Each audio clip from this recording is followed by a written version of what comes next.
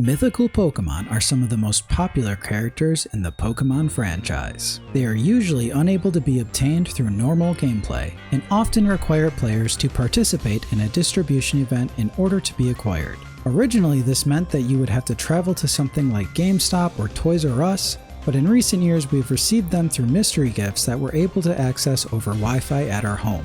Because mythical Pokemon are harder to obtain and usually have a limited window to be captured, they are often not included in the official competitive formats in Pokemon. That was changed towards the end of Sword and Shield's lifespan, when the Pokemon Company decided to let players use mythical Pokemon for the first time in an official format. Series 13 allowed players to build teams with up to 6 restricted Pokemon or mythical Pokemon, a true no-holds-barred format where you could essentially use anything except for duplicate Pokemon. Once again, as we approach the end of Pokemon Scarlet and Violet's competitive scene, we have been allowed to use mythical Pokemon on the online ranked ladder. This format is noticeably different from the Series 13 rule set though. In this case, mythical Pokemon will be added to the pool of restricted Pokemon, and instead of being able to run up to 6 of them, we will only be able to pick 2, which means that the mythical Pokemon will be directly competing with the likes of Calyrex, Kyogre, and Miraidon for a spot on your team. Mythical Pokemon tend to be a little weaker than some of the peak restricted Pokemon we usually run into, but I've compiled a list of 4 Pokemon that I think have potential and that you're likely to see on the Regulation J ladder. I'll also let you know where you can catch these Pokemon if you don't have one already. Number 1. Patcharunt. Patcharunt is the newest mythical Pokemon added into the game with the Scarlet and Violet DLC content. Patcharunt has a base stat total of 600, with a base stat of 88 in everything except for their physical defense.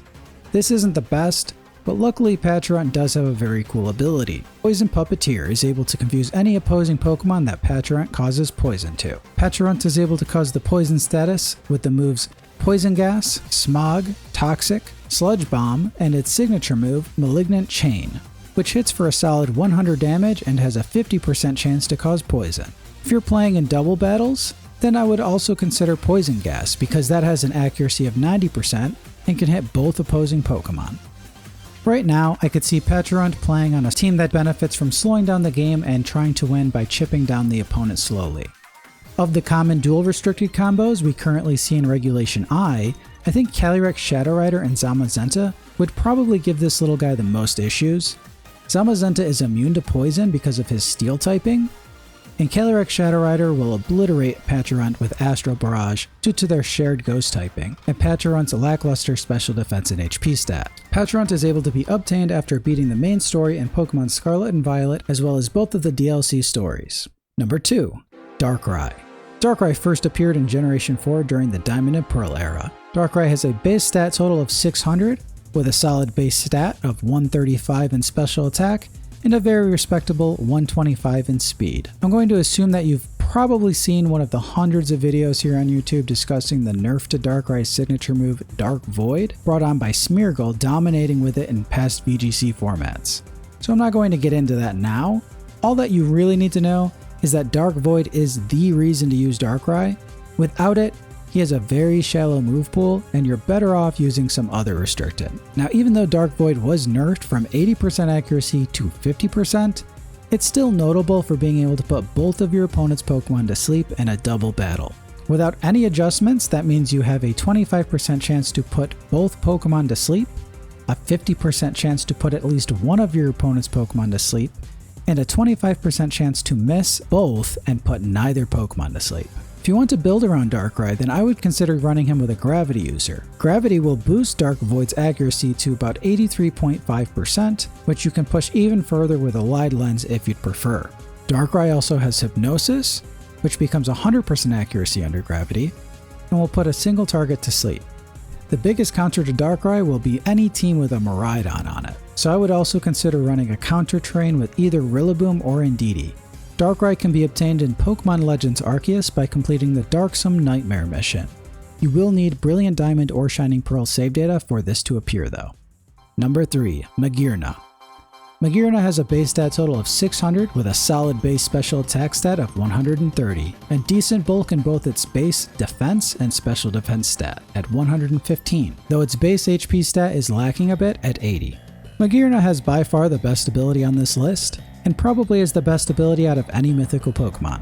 Soul Heart gives Magearna a special attack boost whenever a Pokemon faints. Not when Magearna knocks out a Pokemon, whenever any Pokemon faints. That means Magearna gets a boost anytime any Pokemon takes a KO, whether it's your own or your opponent's. This can snowball quickly if set up properly, though its signature move, Flare Cannon, does lower its special attack by 2 stages whenever it's used. It does deal a whopping 130 base damage though, so it's basically a fairy version of Overheat or Draco Meteor. Magearna can still be caught in Ultra Sun or Ultra Moon after completing the story mode and initiating the story sequence by scanning this barcode in-game with your 3DS. Keep in mind you will also need Pokemon Bank already on your 3DS to transport Magearna to Scarlet and Violet if you are catching one sometime in the near future.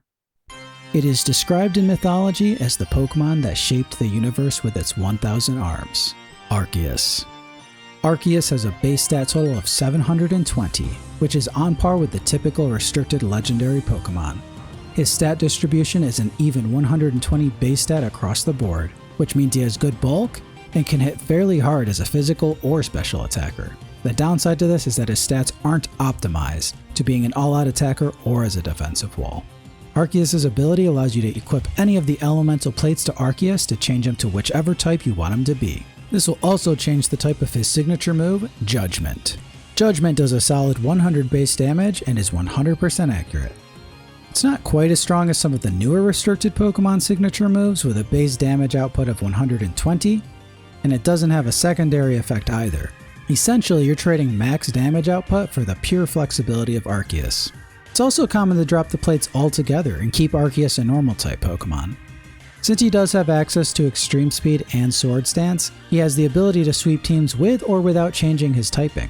In Regulation J, you do have the option to use Choice Band Dragonite or Sword Stance Rayquaza, which both have better abilities for this setup with either Inner Focus or Airlock, so he does have competition in this role. Arceus' ability does not offer any benefits during the battle once it's already started. He's kind of like an offensive Swiss Army knife, but at the cost of being so insanely flexible, he doesn't have the pure optimized oppressive power that newer Pokemon like Calyrex, Groudon, and Miraidon have. From a game design perspective, this does make a lot of sense, because if he was equally as powerful and oppressive, and could change to any type, he would have the ability to overshadow any legendary Pokemon depending on what plate he was holding. But that is going to be my list of 4 mythical Pokemon that you're likely to see on the Regulation J ladder. There are a few others that aren't on this list that have some potential, and I'm sure we'll see them along with some of the weaker mythical Pokemon popping up for fun since we rarely get to use any of these Pokemon.